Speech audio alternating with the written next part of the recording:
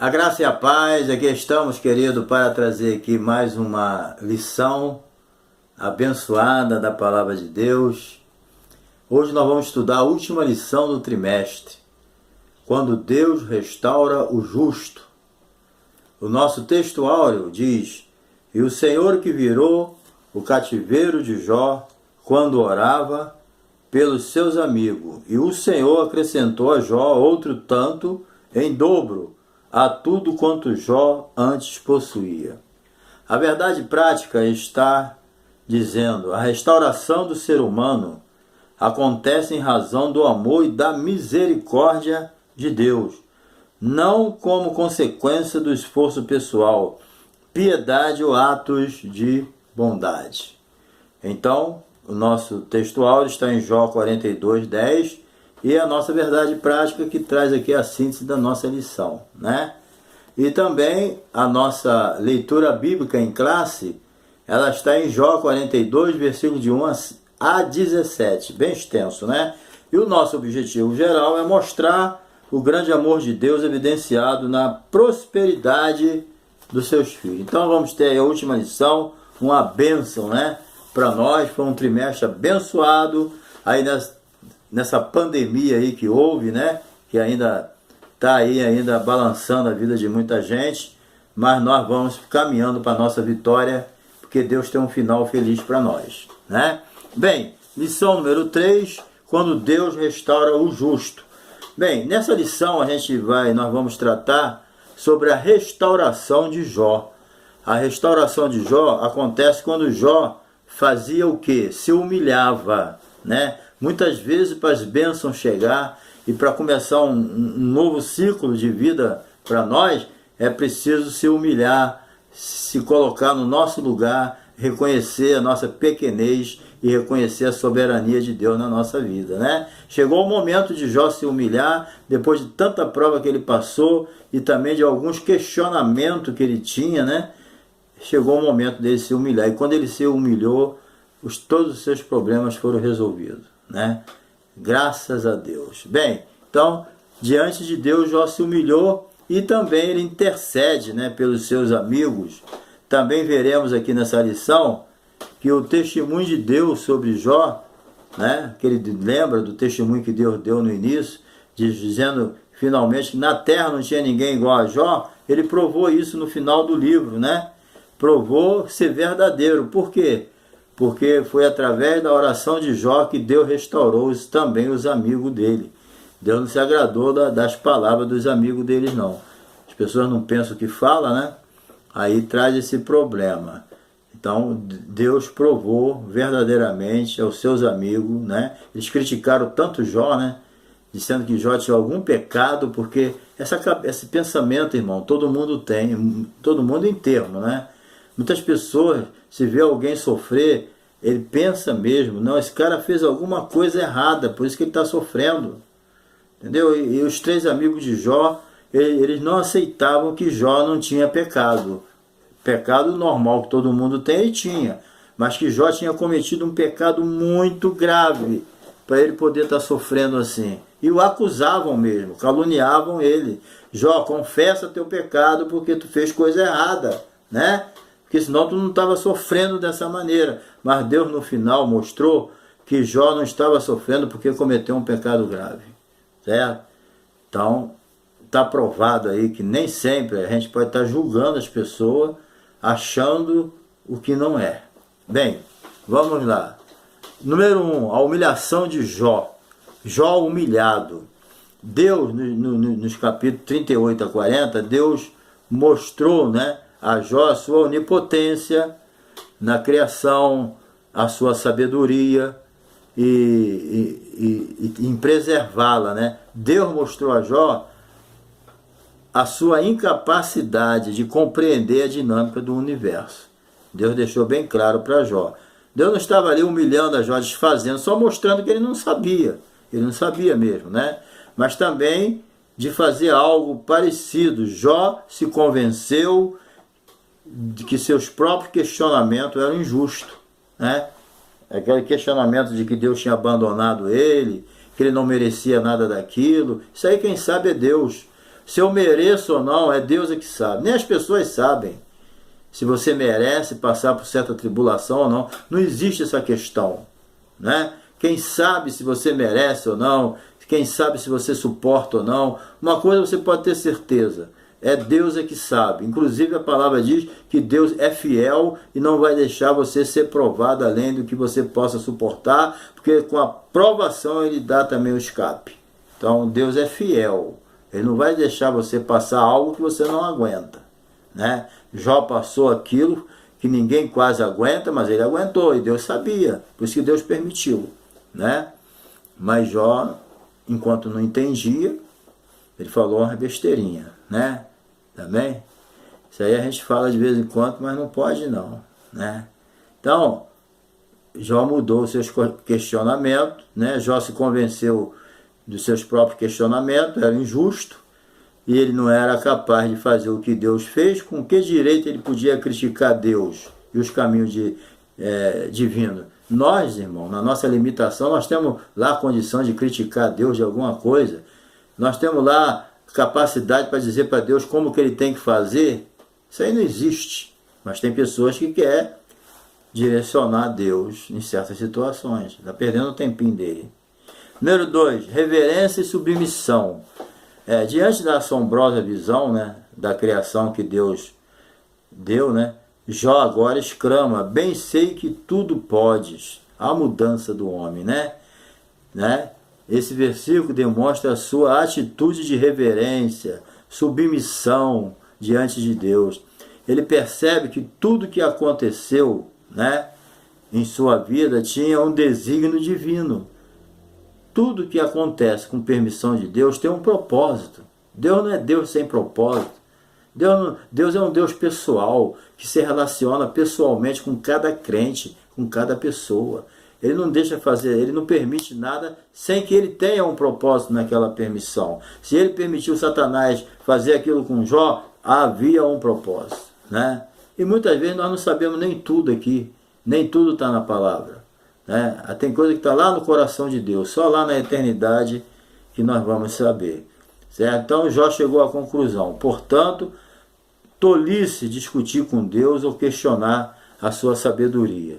Então Jó, ele admite o seu erro e não vê mais injustiça alguma em Deus. Ele que achou que Deus estava sendo injusto com ele, estava, né, castigando ele demais, nem era Deus, foi o diabo. Às vezes você pensa que é Deus que está fazendo algo na tua vida de ruim, e não é Deus, é o diabo. Jó pensou que Deus estava sendo injusto com ele, maltratando ele, e quem estava fazendo aquela maldade toda era o diabo, né? Número 3 aqui, uma experiência viva com Deus. Então Jó continua se dirigindo a Deus, mas com uma postura diferente de antes, né? Agora a sua atitude é humilde, né? Resultando assim de uma experiência viva com Deus. Jó agora via Deus de uma forma diferente, né? Ele agora não era mais um teórico, mas tinha experiência com Deus, certo? Então é isso que precisa acontecer. Tem crente que ele não tem uma experiência com Deus, ele é um crente teórico, entendeu? Ele está precisando ter uma experiência profunda com Deus. E querendo ou não, muitas vezes essas experiências vêm através do sofrimento, através da dor, da luta que você passa, que você conhece mais a Deus, né? Não é a vontade de Deus que essas coisas aconteçam, mas faz parte da vida. No mundo tereis aflições. Uma enfermidade pode chegar na casa de qualquer um luto, a perda de um emprego, né? Um problema sério dentro do lar, um desvio de alguém que vai... Então a luta, ela vem de diversas maneiras, vem do mundo, faz parte do mundo a luta, né? Mas quando Deus permite, há um propósito, há uma mudança por causa disso, né? Igual Jó aqui, ele exclama, depois dessa luta toda que ele passou, ele confessou que era um crente obediente, não tinha ninguém igual à terra, na terra igual a ele, mas faltava nele uma experiência mais profunda com Deus. Na verdade, aqui ele era um crente teórico, né? Ele obedecia assim, Deus lá e eu aqui. Eu vou fazer tudo que Deus quer. Eu vou fazer tudo que Deus mandar. Mas Deus lá e eu aqui. Não, Deus, nós somos cooperadores de Deus. Nós vivemos junto com Deus. Nós não vivemos separados de Deus. Eu sou filho de Deus, amo a Deus, Ele lá no céu e aqui. Não, Deus é um Deus presente. Entendeu? Mas para isso, para a gente entender isso, nós precisamos ter experiências com Deus. Precisamos ser quebrantados. Jó foi quebrantado. E ele falou, tá certo, agora sim. Antigamente eu te conhecia só de ouvir, mas agora os meus olhos te veem. Agora eu tenho experiência contigo. Agora eu sei verdadeiramente quem é o Deus. Né? E isso todo crente precisa ter essa experiência. Bem, não se contente somente com o conhecimento teórico com Deus, mas experimenta, tenha experiência com Deus profunda, certo? Aquela fé que você, estou na luta, mas Deus está comigo, eu vou ter vitória. Né? A intercessão de Jó e a ira de Deus, número 1, após ter se dirigido a Jó, Deus agora muda a direção. Né? Deus já tratou com Jó, agora vai tratar com os 3 amiguinhos de Jó. Eles pensaram que ia escapar? Não.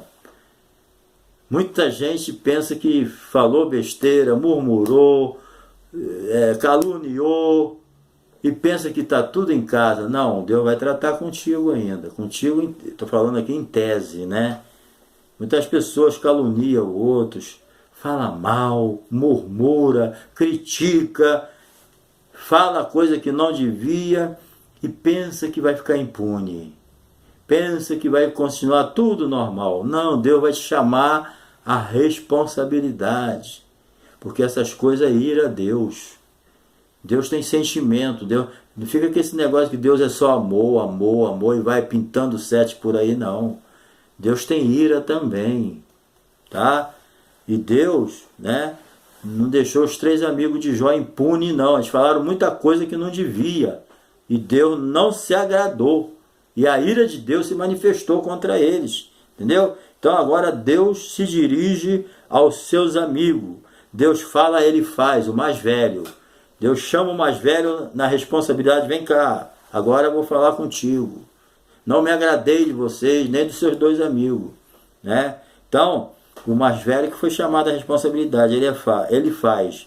Né? Deus fala, ele faz, dizendo que a sua ira se acendeu contra ele e os seus 2 amigos.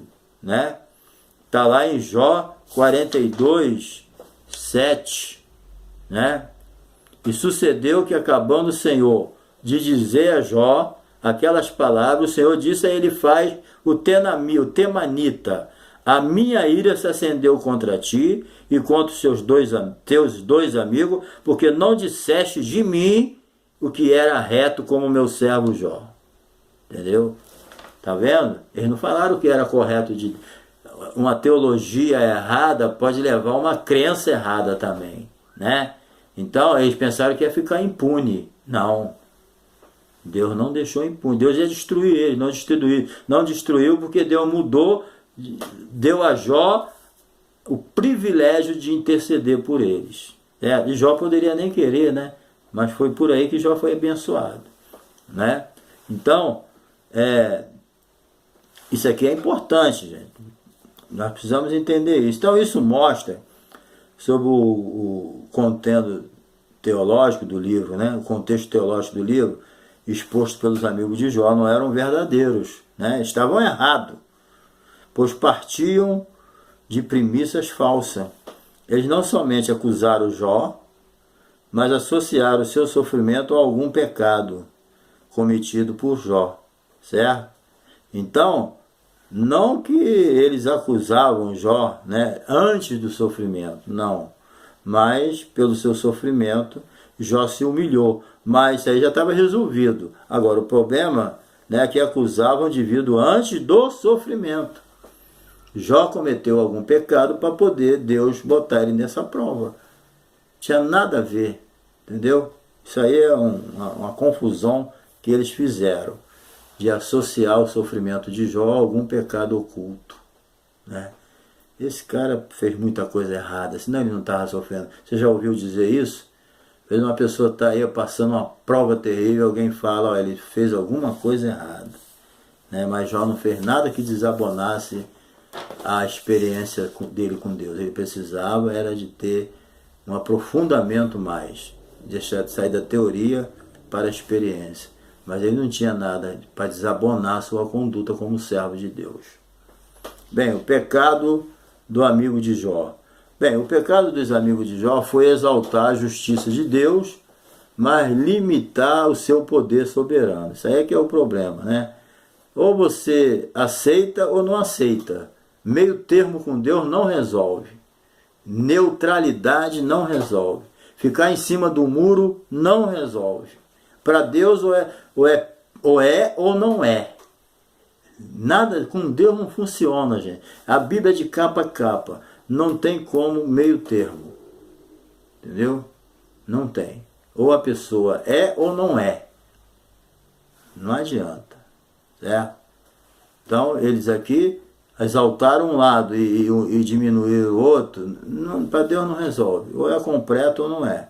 Entendeu? Então, eles exaltavam a justiça, soberania de Deus e o seu poder. Agora, para os amigos de Jó, todo sofrimento deveria ser uma consequência de um juízo divino, como resposta ao pecado. Então, a ideia deles era essa. Nós estamos batendo muito nessa tecla, nessa lição, né? Eu vou repetir. Para os amigos de Jó, toda a consequência do juízo divino era resposta ao pecado. Pecou, né? Então, quando, dentro dos propósitos de Deus, o sofrimento é uma manifestação do seu amor e a graça. Não é uma forma de punição. Muitas vezes Deus permite o sofrimento na minha vida, não é porque está me punindo. É uma manifestação da graça de Deus. Porque quem sabe no final desse sofrimento você vai dizer igual Jó: eu te conhecia só de ouvir, mas agora os meus olhos te veem. Antigamente eu não tinha uma experiência profunda com Deus, mas agora eu tenho. Agora eu confio mais, eu creio mais, eu me alegro mais, eu amo mais. Por quê? Porque a luta ela não salva, mas ela nos aproxima de Deus quando a pessoa é convertida. Entendeu? Então, é essa a ideia que nós temos que ter. Muitas vezes, a luta que você passa é uma manifestação da graça de Deus para te aproximar mais de Deus. Não é uma punição, como muitas vezes a gente pensa. Estou sendo punido. Não, você está sendo agraciado com uma prova para que você reconheça o seu lugar e deixe Deus dominar a sua vida. Muitas vezes você está fugindo, está tudo bem, as mil maravilhas, e você só se afastando de Deus e não percebe. Esse é o problema. Né? Porque às vezes quando está tudo bem, é essa hora que a gente olha para um lado, olha para o outro e vai saindo da presença de Deus e vai perdendo a bênção. Aí vem a luta para arrebentar mesmo. Aí você se aproxima de Deus. Isso é manifestação da graça, não é punição. A oração de Jó, né? Então Deus aconselha os amigos de Jó, né? Humilhou eles, né? Aí é Jó, aqueles que eles criticaram tanto, aqueles que tiveram que dizer que ele tinha pecado escondido, foi justamente esse que eles foram lá se humilhar, pedir oração para que Deus restaurasse eles. Acontece isso, querido. Às vezes as pessoas te criticam, te humilham, e é justamente você que Deus vai usar para abençoar eles. É a você que eles terão que ir para pedir perdão, para se humilhar, para você orar por eles, para eles tomar juízo na cabeça. Entendeu?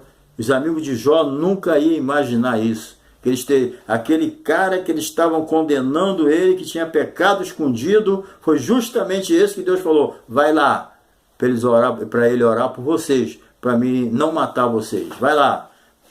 E eles teve que ir. Ainda tomaram um prejuízo aí de ter que levar os animais para sacrificar ainda.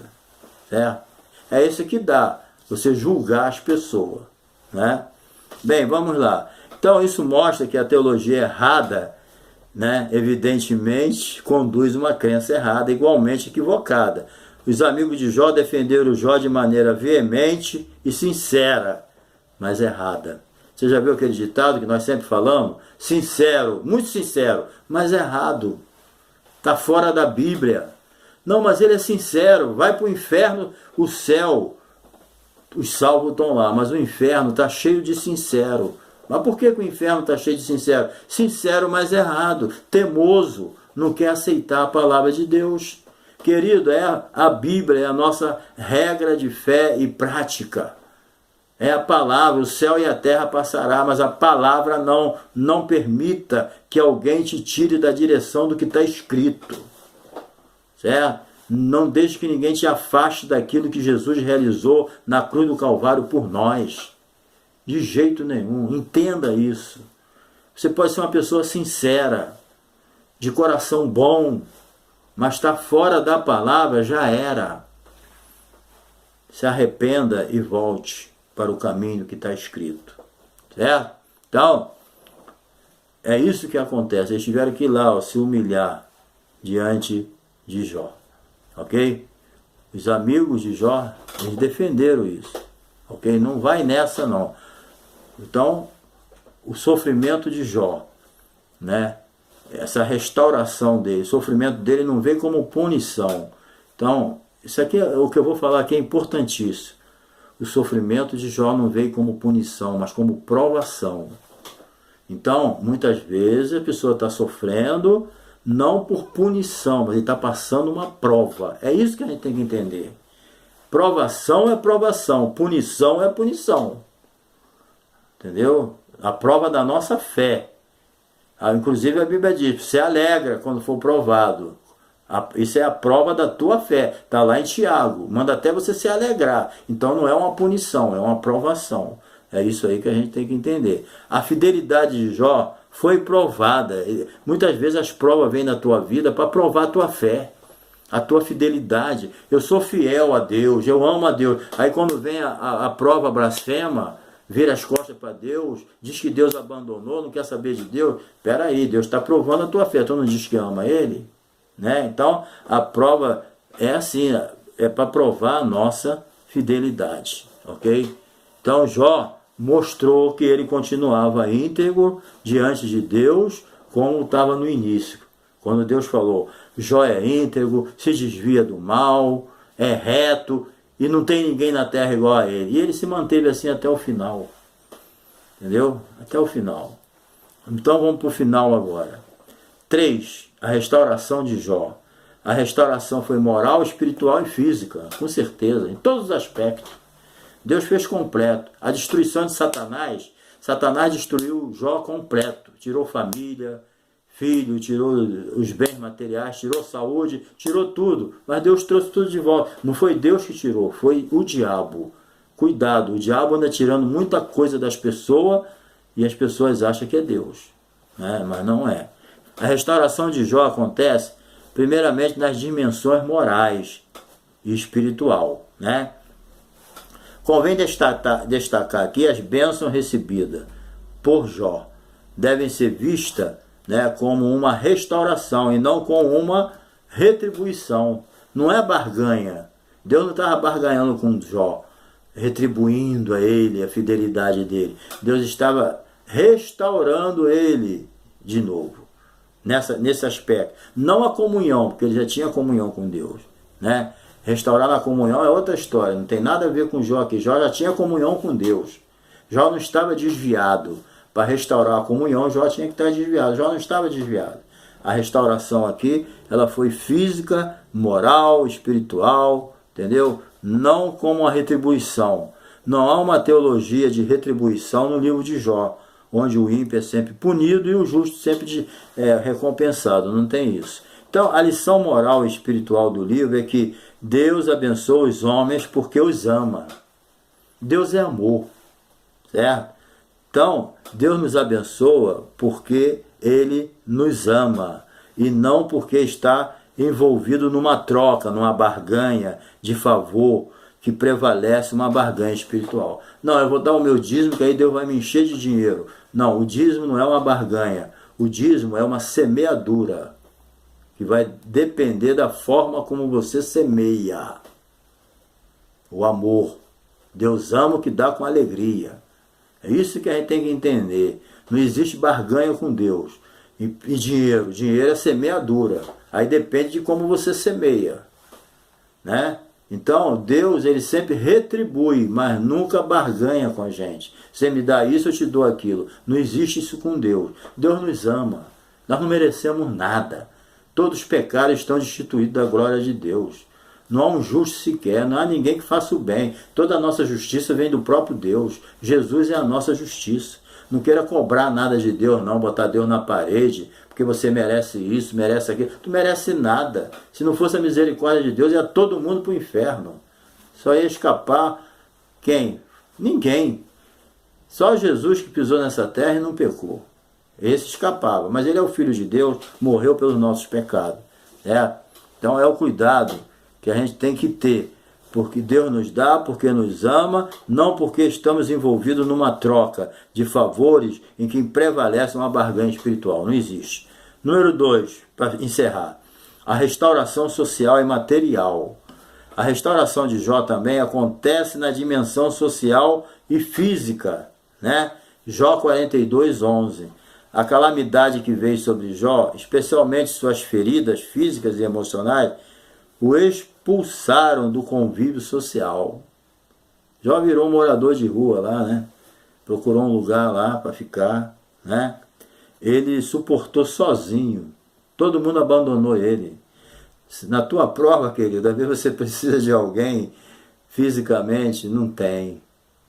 E Deus permite. Igual João Batista, Ficou sozinho naquele cárcere lá, só podia talvez receber uma visita, depois de ter trabalhado tanto, é prova. Mas Jesus falou que não tem ninguém maior do que João Batista.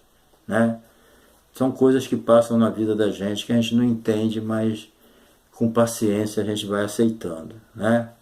Então, ele suportou sozinho o que pensavam ser um julgamento divino, suportou aquelas provas todas, aquelas calúnias, aquelas mentiras, aquelas acusações, sozinho ali, ainda passando aquela prova.